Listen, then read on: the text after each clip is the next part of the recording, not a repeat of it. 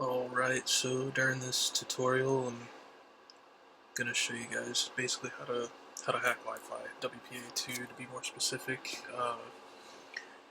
I will say do not do this on any networks that you don't own yourself or any devices that you don't own yourself. I would not be held liable for any malicious activity with this knowledge. This is for educational purposes only, so let's keep it that way.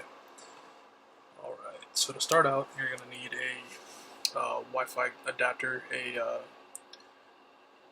wireless interface card, or network interface card, excuse me, they usually call them NICs. You need one that can go into promiscuous mode, and what that means is that it'll be able to monitor traffic, any kind of network, wireless traffic. The current one that I'm using right now is TP-Link. A lot of people use Alpha. Just depends on what you want to use. I've used both work pretty great for me. But it does need to be a interface card that works in monitor mode. Alright, so let's get started. The first thing we're going to do is put it into monitor mode. And so to do that, we're going to use a tool called airmon-ng. Actually, first we need to find out what our interface name is. So type in ifconfig.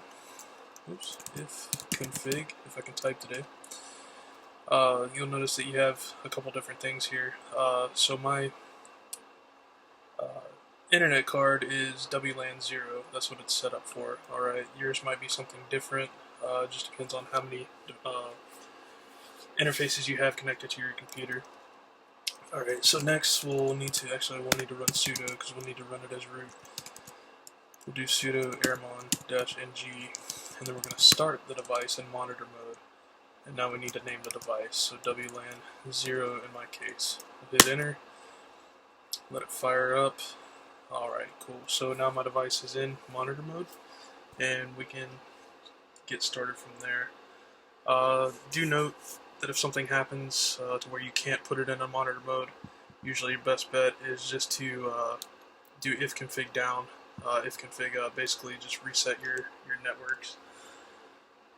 Alright, so the next part we're going to go into is basically dumping the traffic. So we have it in monitor mode, we need to see what traffic is out there. Okay, so to do that, sudo once again, because we have to run it in root. Sometimes I forget to put sudo because I was used to actually running it in root itself, but Kali's changed that so you can't do that, which is actually pretty smart. You probably shouldn't run things in root anyway. So we'll do sudo, and then it's called aerodump, which is another tool from the aircrack suite. Aerodump-ng,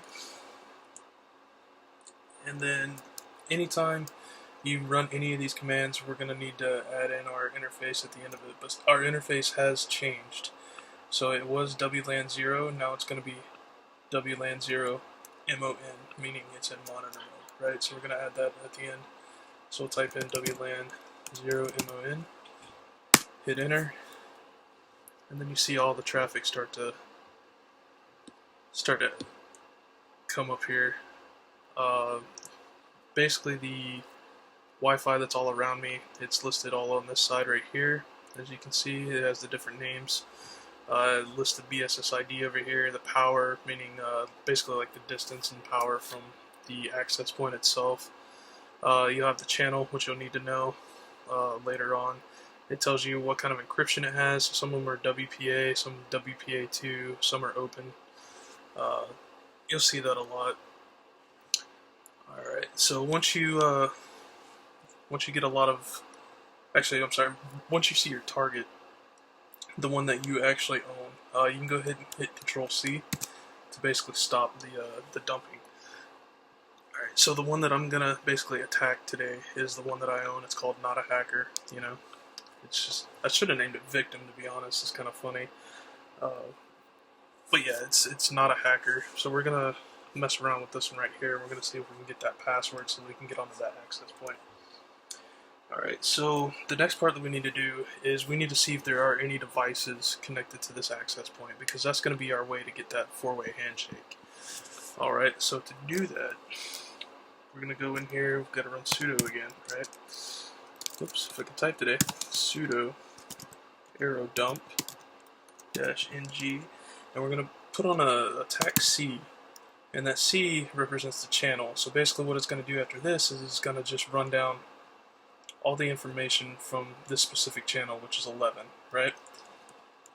We need a space in between there. Alright, so that way we're not getting all this traffic from the other channels, 6 and 1, and none of that stuff's going to show up. We're going to narrow down the search to channel 11, and then over here we're going to put in our BSSID, which we'll find over here, which helps to narrow down the search as well. So we will just copy and paste our BSSID.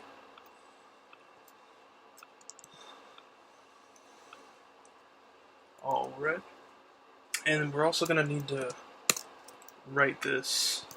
So we'll put a tech W to write out. And then I usually put it on the desktop. It's usually the easiest place to see your stuff and to work on. You can put it in any folder. I'm just going to put it on the desktop just to show you guys what happens basically. And then always at the end, like I said, WLAN 0, and then you're going to want to put MON at the end of it. Alright? So now we're going to narrow down our entire dump just to this specific BSSID on this specific channel, and it's going to tell us if there's devices connected to it. Alright? So hit enter. Alright, so it's going through it right now. Oh, there we go. So under station, this right here is going to be the MAC address of the device that is connected to our network. Alright. Basically what's going to happen here is we're going to kick this device offline. We're going to disconnect it from the actual access point, and then once it reconnects, we're going to capture that four-way handshake that has the encryption, or the salted hash in it. So we'll get that password in the salted hash form, which we'll get to later, but right now we just need to focus on basically kicking this one offline and then getting it to reconnect to this access point. Alright, so here's where the fun begins, and also another disclaimer, this is where things can get a little fishy. You can do a lot of damage with this. This is technically a denial of service attack, which is what we're about to do. Don't do that, buddy. You can get in a lot of trouble over it. Only do this on networks that you own. Alright, so in order to do this, we're going to run another program. Keep this window open as well, because once we do this, you're going to see, basically, it's going to say WPA handshake captured, like up here. So you need to keep this window open to know if you did it or not. So we need to type in sudo, so we have that root access, right? And it's going to be air replay -ng. A lot of people put TAC auth sometimes whenever they're doing it. You don't have to do that anymore. I guess that was a requirement back then, but I don't ever use it anymore. I don't really need to. It'll still do the same thing. So I'll put it in a TAC 0.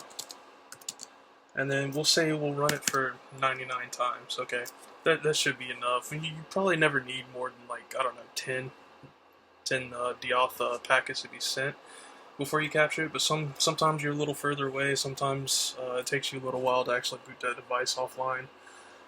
So just depending on how far away you are from that access point, how strong your Wi-Fi antenna is, things like that, it kind of comes into play. But if you're relatively close, you won't need more than 10. I always just do 99 as a precaution because I can stop it at any time by hitting Control-C. So, alright, so from there, we need our access point, so we'll do TAC A for access point, and we'll need that BSSID again for that. Actually, I think we still have that. Yep. Alright, cool. So we'll just copy and paste that in there. And then after that, we need the client that is on it, right? So we'll do -C or TAC C for the client, and we'll need that client's MAC address so that we know which one to boot offline. So we do 74 B5. Oops, I still can't type today. Something's wrong with me.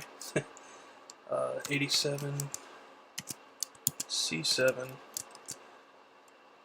4F. And then E7, right? Alrighty, so from there, we are almost done, but what's the last thing we always gotta put? Right, WLAN 0, MON. Alright, so now, once I hit this enter button, you're gonna see it start to send deauth packets all the way down the screen. Once you actually catch it, then it's gonna be recorded up in here, which you'll see as soon as I hit enter. So check this out. Oh, did you see it pop up? WPA handshake. So that means we caught it. So now I can actually stop all of this. It's sending the auth package right now. So I hit Control C, and I'll stop sending the auth packets. So now we have the captured handshake. This is awesome, right? So we might as well just have the password now. Not quite. So the next part is going to be basically cracking the password, or cracking that hash, excuse me. Which there's a lot of different ways to do. I'm going to show you one way, and I'm going to explain some other ways. I'm not going to quite show you during this tutorial, but I can show you at a later time. So we can stop this one right now. So I'll just hit Control C, and we'll stop that because we have all the information we need. And if you notice over here, we had some things pop up. This is the file that you're going to want and need to basically crack that hash. This contains our hash in it. So like I said, there's quite a few ways you can do this. You can either brute force it by using a program such as Crunch.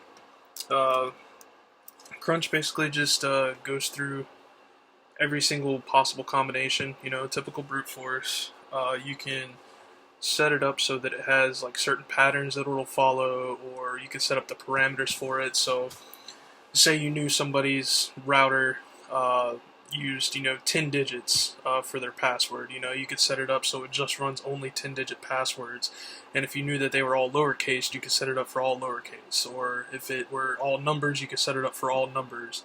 If you knew the first 6 numbers of that were all zeros, you could set it up like that to make your time go a lot faster.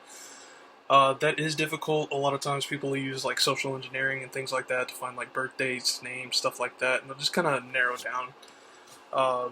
Another way you can do is to use Hashcat, which sometimes they'll have the password if it's a really easy one. Other times they won't. It's kind of difficult. It's hit or miss just because most of these are salted hashes. And what that means is it uses the SSID name to basically encrypt the password. So it's not going to be the actual password once it gets decrypted, if that makes any sense. It's a little bit more difficult than that. So the way I'm going to show you guys today is the dictionary attack. I'm basically going to be using aircrack because I'm trying to follow out the aircrack suite here. But like I said, there are many different ways. Don't get stuck in just one way. If one way doesn't work, try another way. I mean, a good hacker is a patient hacker, right? That's just what we have to do. We have to think outside the box sometimes. Alright, so this next part, actually I will show you guys real quick, if this will load up. So I have my own dictionary, basically my own text file with like a lot of names and stuff like that. I named it Derblist because I use it with another program all the time. It's got quite a few words and phrases and things that I've put in over time. So that's the password list that I'll be using today. Alright, so we'll go in here, aircrack -ng, and like I said, you can use Crunch into this. You can pipe Crunch into aircrack and develop your own word list, or use your own word lists. I know Kali Linux comes with quite a few of them that you can use, or you can find them online. Try Hashcat, whatever. Entirely up to you how you want to go about it, but this is how you use aircrack. So we'll do A2, since this is a WPA2 encryption. We're going to let it know that, hey, this is WPA2. Then we're going to do TAC B, and then we're going to enter in our SSID.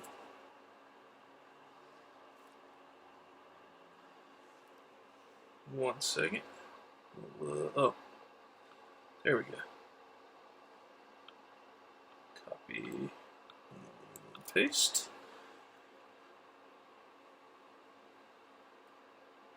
All right. Well, I'm having a little bit of trouble remembering. So I think it was TAC W. Alright, sorry about that, I had a little technical difficulty.